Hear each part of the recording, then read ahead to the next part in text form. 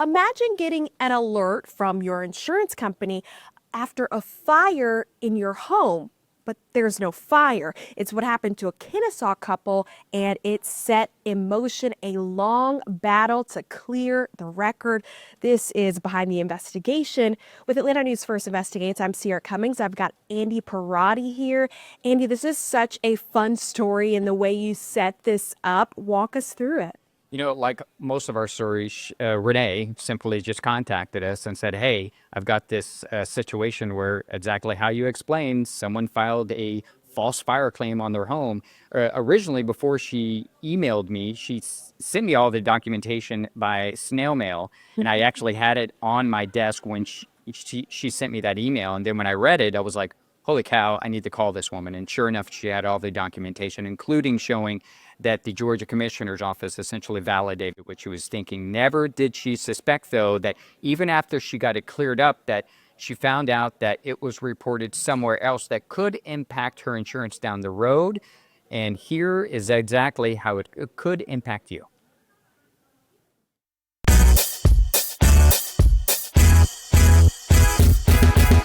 Okay, so this is a double island granite countertop. Like a host on HGTV, Renee Arbogast shows off her home renovation. From this mess in 2023 to this, a new kitchen, sunroom, and living room.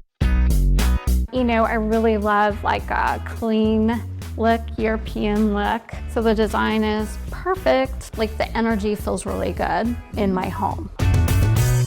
While it looks like a peaceful sanctuary, the Kennesaw homeowner says she recently went to war with her homeowner's insurer.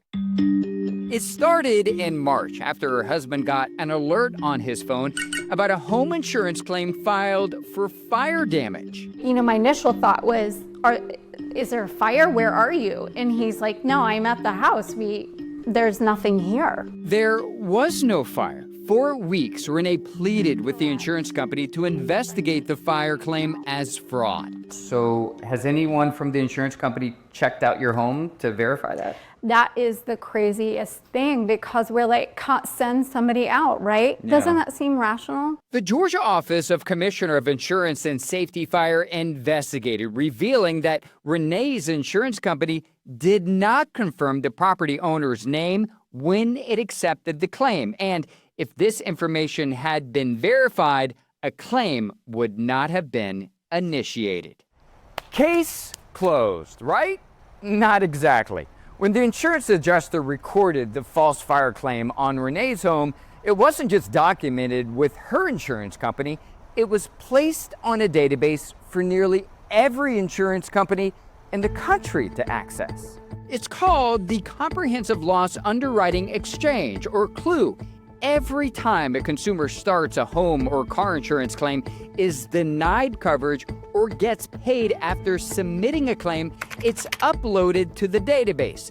The C.L.U.E report is active for up to 7 years. An inaccurate or fraudulent claim can impact what you pay in insurance. You could wind up paying hundreds or even thousands of dollars more in premiums unfairly. Michael DeLong is an advocacy associate with the Consumer Federation of America. The consumer watchdog group says it's unclear how often flawed C.L.U.E reports like Renee's are submitted because the insurance industry doesn't share the information with anyone other than insurance companies themselves.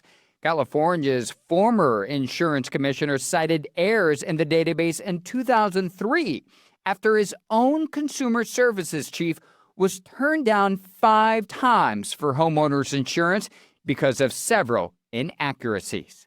Insurance companies have a fairly long history of treating consumers poorly. And if there's a mistake that, say, is against the consumer, they may not make fixing that a high priority. And I love the granite here. Is amazing. After months of reaching out to her insurance company, it removed Renee's false fire claim from the C.L.U.E database. Safety fire. She's sharing her story because she had no idea, no clue, it could happen to her. And for other families that may be going through this, and I think most people don't have the resources, for us to advocate in this way has cost us so many thousands of dollars alone. Andy, I watched this story and I thought, oh, that's so different. He doesn't normally do stories like this. When you mentioned how the tip came snail mail, what was that deciding factor for you to take on this story? I think that because she did such a great job at documenting it. I mean, she was really trying to get this addressed. I mean, she sent all this information, not just to me, but the FBI, the insurance commissioner's Wow. office, the attorney general's office. She wanted someone to hear her and try to act. Unfortunately, some of the other law enforcement agencies I just mentioned, they didn't act according to her, but we decided to listen. And I told her, listen, I don't know if I'm going to be able to fix this, nor do I think we actually did. I think it was actually her advocacy work that actually ultimately did it. I just pointed her in the right direction to verify it. But oftentimes people reach out to us, and I encourage them to do so, because oftentimes it's simply just listening to someone, hearing them out, because what we did in this case, and I told her this, I said, what I think is most beneficial about your story is that I can share it to hopefully so others can learn from what happened to you. Yeah, that's exactly what I was thinking. These are the kind of stories where we can all learn, especially even as just being the investigative reporter on the story, you're learning stuff for yourself that you can share with the audience, which brings me to the takeaways. What can our viewers and listeners do if they're in a similar situation? Yeah, so there's a couple of things that you can do. For one, if you've never gotten a copy of your C.L.U.E report, you can request a copy for free from LexisNexis. That's the entity that houses all this information, essentially sharing it with all of the 90% of insurance companies out there. If you do see a discrepancy on your C.L.U.E report that maybe it's a claim that you never filed, or maybe there's an amount or some sort of discrepancy, you can then try to resolve it yourself by reaching out to LexisNexis, maybe probably reaching out also to their insurance company. Because if you don't, it's on your report for 7 years. And if you go to another insurance company, they will have that information when deciding how much they want to charge you.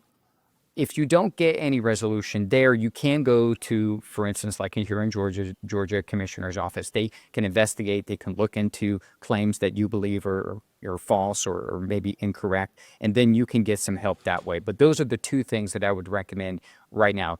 Go ahead and get a copy of that C.L.U.E report. If you see something, try to resolve it with LexisNexis as you can, then go to the state. Excellent advice. Thank you so much, Andy.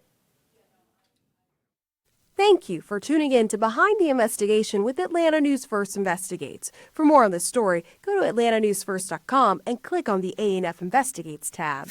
You can listen to more award-winning investigations wherever you get your podcasts by searching Behind the Investigation with Atlanta News First. And tune in Sundays for an hour-long episode of Uncovered, where we highlight some of our biggest investigations that impact our communities.